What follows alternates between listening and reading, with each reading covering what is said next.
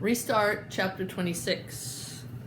Okay, remember in chapter 25, the neighbors are moving, and he saw that picture that he had remembered that girl in the blue dress, and so then he realized that they told him that it had been up in the solarium, and he looked out the window, his window, and he realized to see it he had to be at the top of the roof. So he went up there, and what did he find? Mr. Sawway's medal.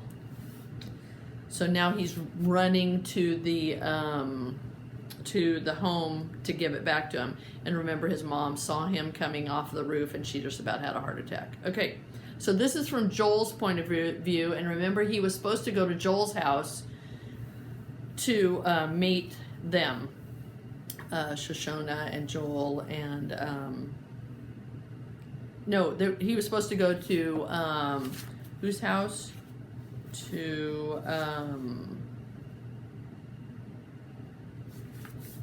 He was supposed to go to Brendan's house, and Joel and Shoshana were going to be there. Okay, now this is from Joel's point of view.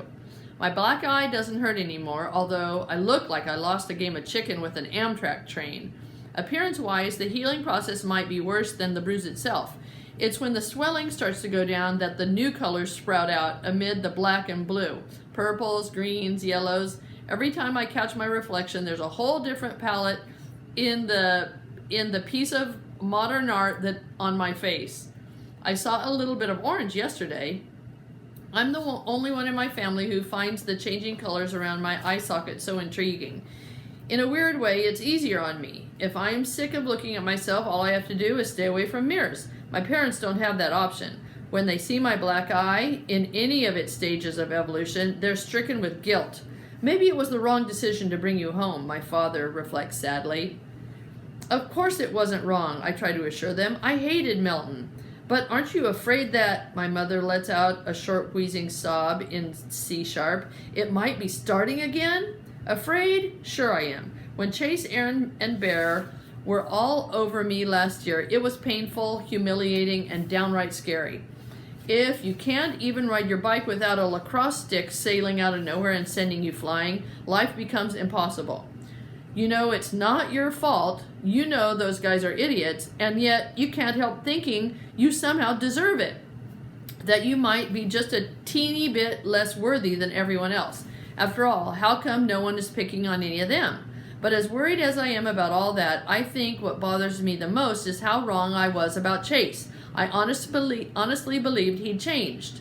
I was even starting to like the guy. It goes to show how mistaken a person can be. My parents' reaction is bad enough. My sister's is off the chart.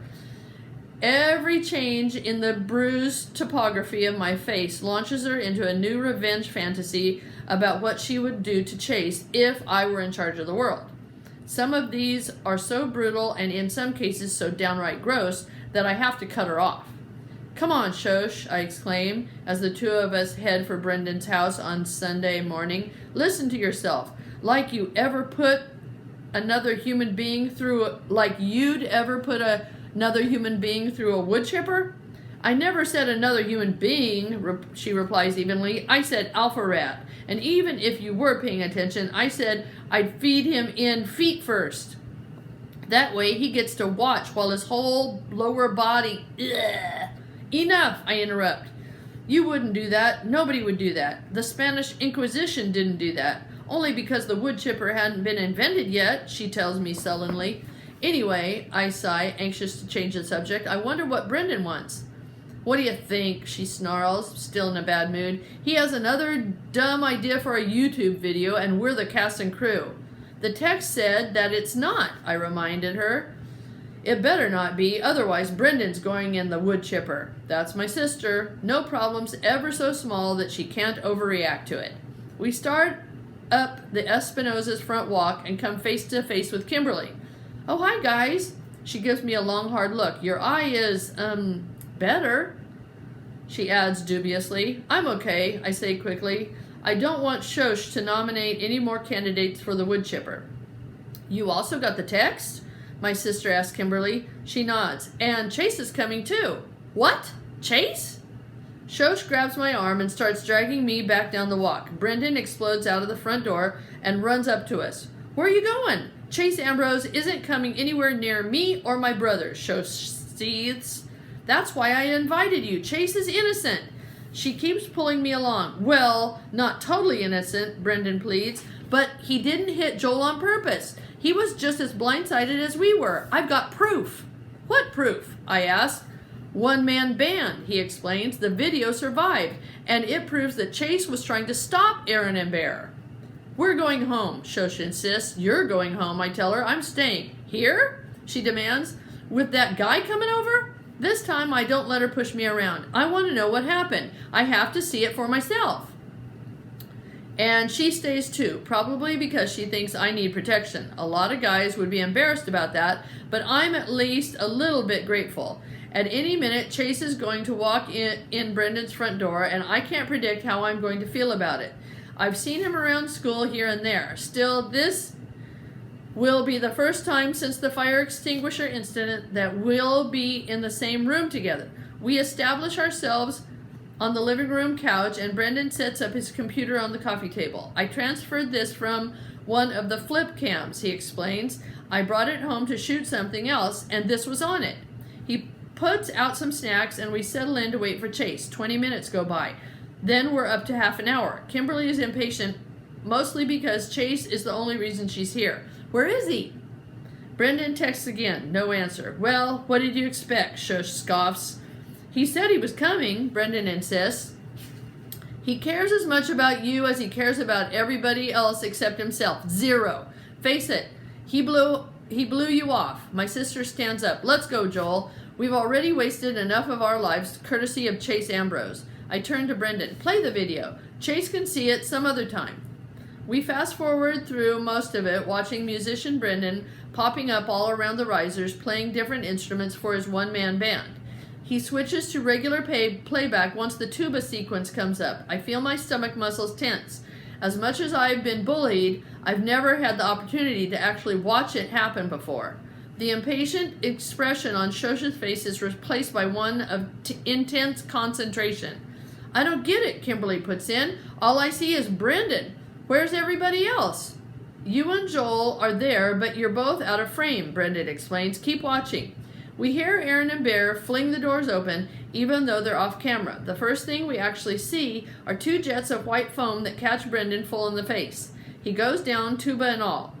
It would be funny if I didn't know what was coming next.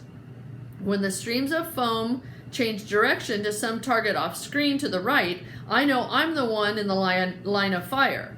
There's a lot of yelling going on, and I hear my own voice in there with Brendan, Kimberly, and the two attackers. After a few more blasts of foam, Aaron and Bear step into the frame, appearing on the left side of the screen. The next part I remember all too well. Aaron and Bear are tossing instruments all over the place, trashing the band room. I try to take on Aaron, but he shoves me down into the foam. It's hard to watch, but not as hard as I thought it would be. This is not who I am, I tell myself. It's just something that happened to me. Somehow, seeing it unfold in real time in high-definition video, I'm able to expand the fracas in the band room to include every rotten bullying thing that was ever done to me. And here I am, alive, undamaged, well, except for my eye.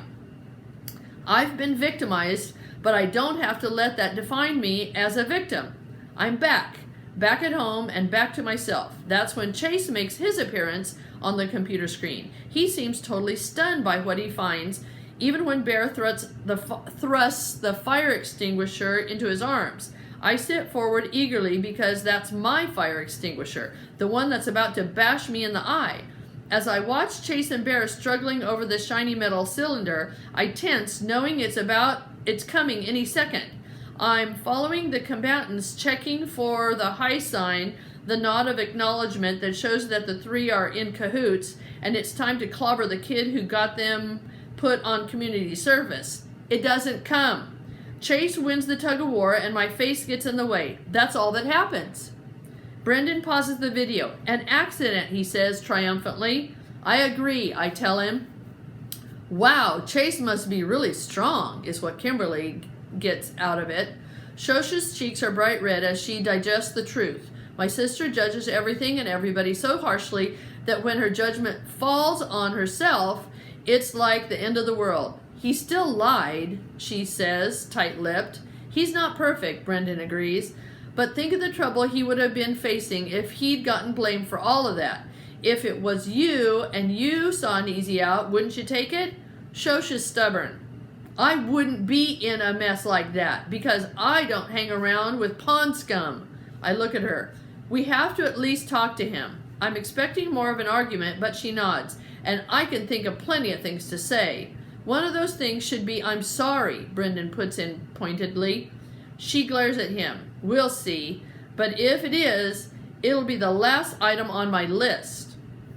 Where is Chase? Kimberly asked in annoyance. Brendan, you said he was going to be here. Brendan is already on his phone talking with Mrs. Ambrose. He frowns, thanks her, and hangs up. According to his mom, he's on his way to Portland Street. She said he was in a real hurry. Did he forget to come? I ask. Brendan shakes his head. He said he'd be here. He just texted a couple of hours ago. Shosh stands up.